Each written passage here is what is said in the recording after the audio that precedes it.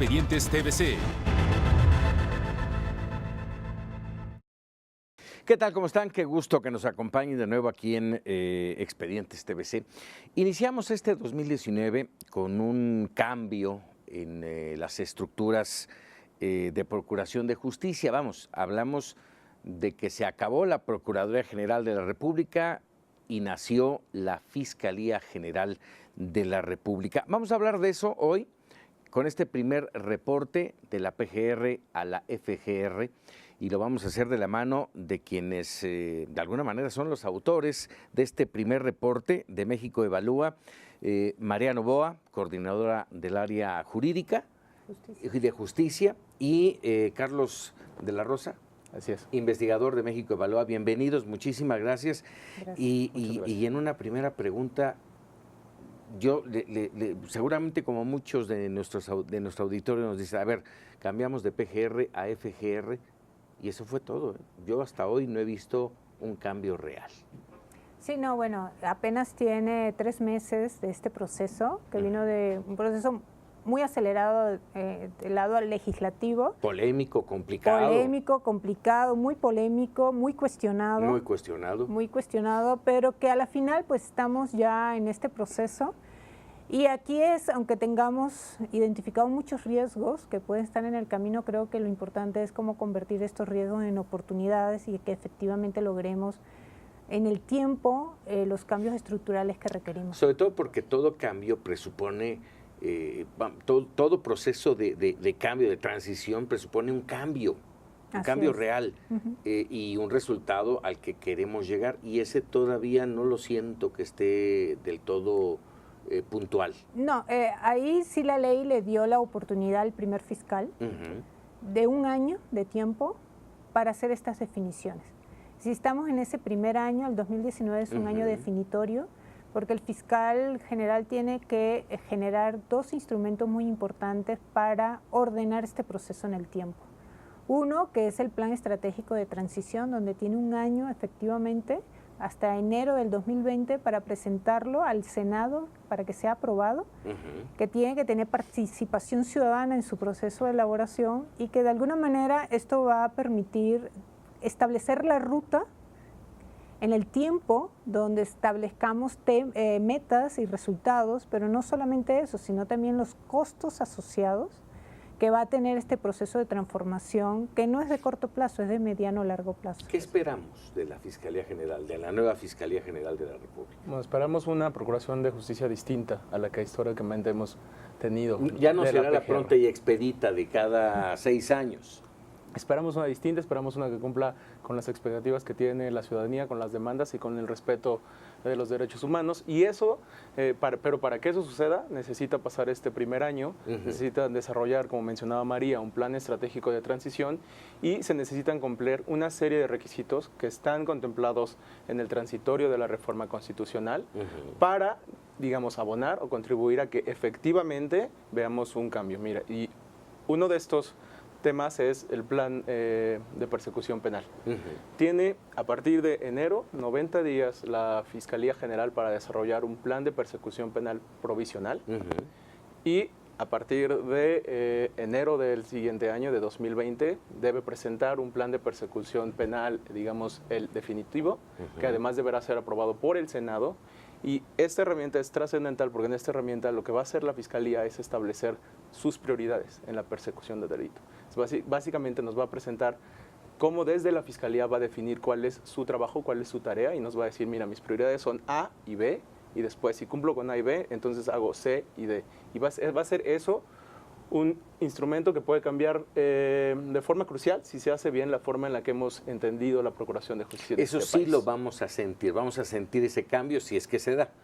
Si es que se da, sí, y al menos vamos a contar con una herramienta con la cual vamos a poder evaluar el desempeño de la Fiscalía General de la República, porque vamos a poder comparar sus resultados con sus objetivos, los cuales nos estaría presentando en ese plan de persecución para penal. todo este proceso, que ya lo comentabas, María, ha sido un proceso polémico, complicado, desde el tema del fiscal carnal, que terminó siendo fiscal carnal, luego la implementación de la ley orgánica de la propia Fiscalía. Todo ha ido ya avanzando a partir de estos procesos, pero hay tiempos marcados. ¿Cómo vamos con esos tiempos? Hasta ahora, pues, solamente vemos que hay un desfase, que es la convocatoria para conformar lo que es un Consejo Ciudadano, que va a estar dando acompañamiento a todo este proceso en el tiempo. Eso hay un desfase que vemos, y el otro que está muy cercano, que estamos esperando, que es muy importante, es este plan de persecución penal provisional, ¿no? Esto de alguna manera, yo creo que sí hay que darle como el beneficio de la duda en el proceso. Sí, al claro. actual fiscal. No es una institución fácil de entender, es una institución muy compleja, que tiene su competencia a nivel nacional, tiene presencia nacional, y donde definitivamente es un proceso complejo también, porque no es que paramos la operación de la institución, seguimos operando. Entonces, sobre lo antiguo estamos tratando de transformar. Exactamente, entonces ahí viene la complejidad, no es que estamos, por acá quedó la PGR y aquí estamos iniciando de cero, ¿no? Esa es la complejidad del proceso, y creo que eso hay que entenderlo. Lo que sí creo que no puede darse el lujo el fiscal de lograr perder los tiempos en cuanto a lo que nos queda del resto de este año, porque es un año muy importante en términos de definiciones. Dentro de ellos estaba el tema de la asistencia, de la conformación de la sociedad civil dentro de la Fiscalía.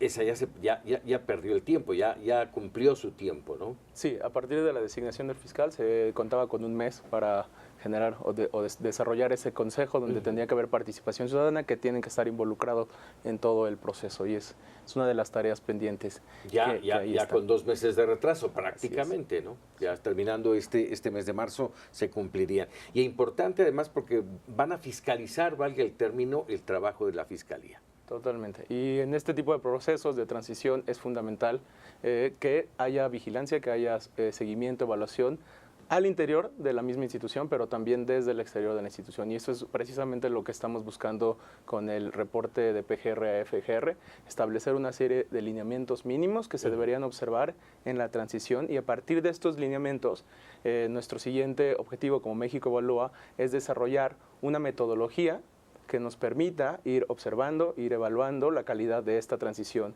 de PGR a FGR en el país. Déjame nada más hacer un resumen antes de irnos a un corte. Mencionabas que estamos trabajando sobre la base de la Procuraduría General de la República. ¿Esa base qué nos ha dejado? ¿Qué dejó de legado, de herencia, de deuda? La herencia es realmente donde se establece el tamaño del reto, ¿no? Porque esencialmente es una institución que heredó mucha inoperancia. Donde tenemos ya un importante rezago, estamos hablando de más de 160,000 investigaciones abiertas que no hemos tenido respuesta. No avanza, y vemos que ahí es donde tenemos el cuello de botella en lo que sería como tal la operación del sistema penal en un proceso penal en el país. Tenemos investigaciones criminales con muy baja calidad, no tenemos resultados efectivos de estas investigaciones, las capacidades son muy bajas, y este es el principal reto, el tamaño del reto que tenemos frente a ello. Estamos hablando de un rezago de más de 160,000 de casos, de averiguaciones, tanto del sistema tradicional como del nuevo sistema de justicia penal. Del tradicional todavía tenemos 18,000 averiguaciones previas abiertas, y el resto es ya del sistema nuevo, ¿no? ¿Tenemos un cálculo de cuánto se tarda en evolucionar un caso? Sí, hicimos una proyección que también la pueden encontrar en el reporte, y calculamos un aproximado de 13.2 años para que la Fiscalía General pueda abatir este rezago. Esto con la precisión de que este tiempo se requeriría si siguen con los ritmos actuales y con las mismas capacidades actuales. Pero la idea no es que vayan con esas capacidades ni con esos ritmos. La idea es precisamente que cambien, entonces esperaríamos, en un escenario ideal, que sea mucho más rápido el abatimiento de este rezago. Terrible, pero insisto aquí con la pregunta, ¿cuánto se lleva darle solución a un caso? Depende del caso y de la complejidad del caso, pero sí tenemos un promedio importante de prácticamente más de 2 años promedio para resolver un caso, ¿no? Un caso medianamente complejo. ¿no? Y eso nos lleva a esos números complicados. 93.2% de los delitos no son denunciados, que tiene que ver mucho con con la falta de procuración de justicia. Sí, con el tema de que las dos principales causas por las que no se denuncia en este país es porque la gente no tiene confianza en las autoridades y porque considera que es una pérdida de tiempo. Trámites engorrosos, burocracia, eso es de lo que se pretende cambiar con esto. Vamos a hacer una pausa y vamos a regresar, si me lo permiten, a platicar qué es lo que ustedes están planteando en este primer reporte. Me imagino que no solamente son en esto estamos fallando, sino esto es lo que tenemos que hacer. Exacto. ¿De acuerdo? Hacemos una pausa y regresamos en Expedientes TVC platicando con México Evalúa sobre la etapa de transición de la PGR a la Fiscalía General de la República. Regresamos. Ya estamos de regreso aquí en Expedientes TVC platicando con Mariano Boa y con Carlos de la Rosa de México Evalúa. Hablábamos del reto. El reto el principal es el tema de terminar con ese rezago de 160,000 casos ahí detenidos y eso nos llevaría, decías Carlos, 13.2 años si seguimos en el ritmo en el que estamos, o sea, muy lentos, pero esperamos que no. ¿Qué otros retos, aparte de ese, María? Hay 3 retos que nosotros estamos viendo cruciales, grandes desafíos. Uno es cómo lograr establecer un servicio profesional de carrera.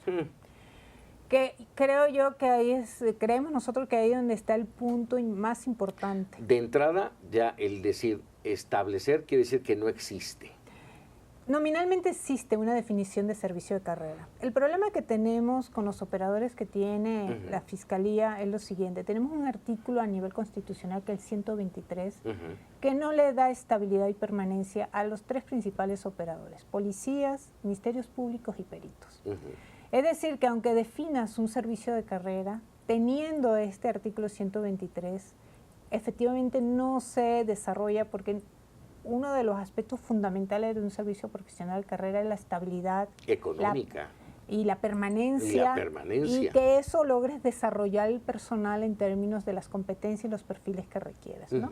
Y la idea es que a través de esto lograr tecnificar a la institución, especializarla y que de alguna manera a estos operadores les dé la independencia técnica que requieres para que tengamos de alguna manera un blindaje de que estas investigaciones no puedan tener injerencia en manipulaciones de todos los intereses políticos, económicos, que es lo que hemos visto durante muchos años. Sí, no se oye nada fácil, María. ¿Cómo cambiarles el chip a quienes actualmente trabajan en el sistema y lo vienen haciendo de la forma que lo hacen por años? Sí, y sin duda, eso es un gran desafío y que lo hemos visto en todo el proceso de implementación de la reforma penal desde 2008, ¿no? La resistencia que hay desde los operadores, desde el interior, para cambiar las dinámicas, las prácticas con las que vienen operando durante años. Pero al respecto, justo el servicio profesional de carrera puede ser una herramienta muy útil. Y algo que sí se tiene que destacar de la ley es que justo se evitó que hubiera un pase automático. Entonces, al respecto, lo que tiene que hacer, o sería ideal, es que utilizaran el servicio profesional de carrera para ingresar a todo el personal con el que actualmente tiene la Procuraduría o ahora ya Fiscalía, y entonces empezar un proceso de evaluación, de mejoramiento y poder de esa forma ir filtrando personal para tener al personal que se requiere para operar, que generaría polémica, valor. Pero también polémica. Ahí tienes el caso de los maestros. Fue una cuestión más o menos así, en la que se evalúa, funcionas, bienvenido, no funcionas.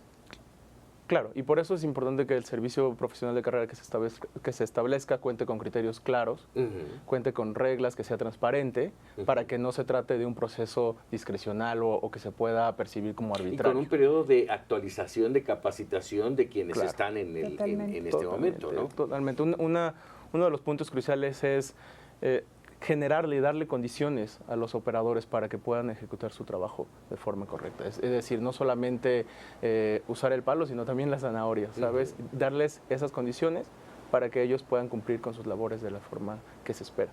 Bueno, ahí están los retos. Lo urgente, más allá de esta resolución de los casos. Lo urgente, pues, es lograr definir la ruta y darle orden al proceso. Eso es lo más urgente. Eso es lo no hay un plan en este momento, un plan estratégico. Para eso tiene un año el fiscal para generar ese plan estratégico. Y ahí estaría ayudando la sociedad civil. México evalúa con este reporte. De alguna manera es una contribución que nosotros estamos haciendo y establecimos como los lineamientos mínimos, ¿no? Ciertos estándares a partir de revisión de buenas prácticas nacionales e internacionales, donde nos permite de alguna manera definir algunos atributos que muchos de estos procesos, principalmente 3, que es lo del plan de persecución penal, lo que es el desarrollo institucional y el servicio profesional de carrera, ¿no? Ahí estamos estableciendo, y aparte todo el tema de cómo manejar toda esta acumulación de casos e investigaciones que tenemos y también cómo lograr administrar todos los nuevos ingresos que vamos a tener, ¿no? Entonces, damos estos lineamientos mínimos que de alguna manera, aunque nos sirve a nosotros para ir midiendo el proceso e irlo evaluando, en términos de ciertos estándares de calidad de ese proceso, en términos de resultados que queremos a mediano o largo plazo, pero también le sirve a la institución, y eso un poco lo hicimos la semana pasada, se lo presentamos al equipo cercano al fiscal general, donde la idea que tenemos ahí es pues darle estos insumos técnicos que les puede a ellos de alguna manera ayudar en estas definiciones, ¿no? Como te decía, no es un proceso fácil, es entender una institución muy compleja y que con 2 meses, 3 meses no lo vas a lograr. Con muchos vicios también. Con muchos vicios, con malas prácticas, entender eso, entrar en las entrañas de esta institución y tratar de lograr ciertas definiciones y mantener una operación, porque no puedes parar la operación. Entonces creo, el aporte que le estamos dando, inclusive se los comentamos a ellos. Nuestra idea sí es tener un conjunto de indicadores que nos ayude a ir midiendo, tener la posibilidad de accesar a información interna de la institución, ¿no? A ver, en ese sentido, déjame preguntarte, esto lo platicábamos fuera del aire, ¿ya tuvieron ustedes un acercamiento con la Fiscalía, con el fiscal Alejandro Gertz Manero? Esto mucho tiene que ver con voluntad para hacer las cosas. ¿Cómo lo sintieron? ¿Qué hubo con esa reunión? Mira, en un momento determinado pues sí hubo apertura en términos que inclusive le decíamos, inclusive nos preguntó qué necesitamos, su equipo nos preguntó qué necesitamos, pues la idea que tenemos es tener posibilidad de acceder a la información que vayan generando del proceso y tener la posibilidad de observar algún tema en especial que creo que hay que documentar, porque hay que documentar todo este proceso, es inédito en el país. Creo que esto también va a servir de reflejo a nivel de todas las procuradurías y fiscalías a nivel de país, a nivel local. Y nos dio esa apertura, nos dijo que sí, que va a tener esa apertura. Igualmente la ley establece en su régimen de transición de que tiene que ser un proceso transparente. Y que tiene que haber debe de haber rendición de cuenta de lo que está pasando en ese proceso. Es decir, no podemos tener ya estas cajas negras cerradas. Tenemos que aperturar porque es parte del proceso. Si tenemos que buscar la manera de que la sociedad vuelva a creer en estas instituciones, vuelva a de alguna manera tener confianza en ella, porque para eso era en parte lo de la autonomía. Si la autonomía lo que te permite es una gran oportunidad, es lograr de nuevo crear esa confianza y esa legitimación de esta institución. ¿Tendremos esa autonomía, María? Bueno, hay que darle el beneficio a la duda. Exacto, sí, totalmente. Ahora, dentro de todo esto las cosas se siguen moviendo. Uno de ellos es estas modificaciones al artículo 19 que abre el catálogo de aquellos delitos que se van a considerar o que se consideran ya graves, pero también deja abierta la puerta lo que el nuevo sistema de justicia penal acusatorio había dejado fuera. Y es que ahora eres... por decirlo de algún modo, eres sujeto de ser detenido, ¿sí? Y hasta que se compruebe que eres inocente, ¿no? Cuando esto ya lo habíamos dejado. Sí, un cambio desafortunado que se hizo en la Constitución, que es contrario a la lógica de la reforma penal de 2008, que justo uno de los ejes de la reforma penal de 2008 fue la presunción de inocencia, el debido proceso. Y justo hacia donde deberíamos estarnos moviendo como país, como sistema de justicia, es hacia una mayor presunción de inocencia, hacia mayores garantías, hacia mayores respeto de derechos humanos, y esta reforma del 19 pues es contraria a eso. Y Dio lo que marcha atrás. lo que va a terminar haciendo pues es profundizar muchas de las injusticias que históricamente hemos visto que ocurren en este país. ¿Eso ayuda a la Fiscalía? No, más bien nosotros eso lo vemos como un gran problema y un importante riesgo, porque fue una puerta de entrada que se abrió a seguir modificando el Código Nacional de Procedimientos Penales. Entonces, sí tenemos una alerta. Yo creo que ya pasó de amarilla a roja, porque sí puede ser, a partir de este proceso, una justificación de querer cambiar más principios esenciales del proceso penal. Regresar un poco a lo que teníamos. Sí, y vamos a tener algo peor, ¿no? Entonces, sí creo que es un importante riesgo que ojalá las autoridades entiendan que no podemos retroceder, es decir, que los derechos ya logrados no se pueden negociar y que definitivamente lo que más bien tenemos que fortalecer estas instituciones y que realmente logremos operar efectivamente el sistema. El sistema penal acusatorio no es el problema lo tenemos en la operación y no deberíamos de cambiar más la norma si tanto no tenemos todavía condiciones óptimas de funcionamiento del sistema en estas instituciones. ¿Qué más riesgos? Me quedé con esa frase que tenemos más riesgos. Pues sí, yo creo que se pueden dar otros cambios a nivel del código, que otra vez empiecen a lo que hemos logrado en términos de garantías en el proceso, ¿no? En términos de la falta de más bien de capacidades y de mala operación, se terminan de nuevo restando, ¿no? Es decir, son garantías, al final son garantías y derechos que tienes en un proceso penal, siendo víctima o procesado, es decir, porque eso es lo importante. En cualquier circunstancia puede ser una víctima, pero también puede ser un procesado que lo que quisiera es tener garantía de derechos, ¿no? Derechos humanos esenciales. De justicia en ambos sentidos. En ambos sentidos y que todos tengan la oportunidad y que tengan igualdad de condiciones dentro de un proceso penal, ¿no? En este reporte que ya presentaron a la Fiscalía General de la República, ¿le plantean una ruta a seguir? Sí le planteamos de alguna manera cuáles serían como los principales programas que deberían de considerarse en un tiempo. El tiempo lo tienen que definir ellos porque hay que ver con qué contamos. Realmente nosotros no tenemos información completa de lo que está pasando allá adentro. Entonces no podemos dar ese paso. ¿No? Sería ser muy osado de dar un paso sin tener información. Para eso tenemos un año, para que ellos también nos digan a nosotros cómo está la institución, ¿no?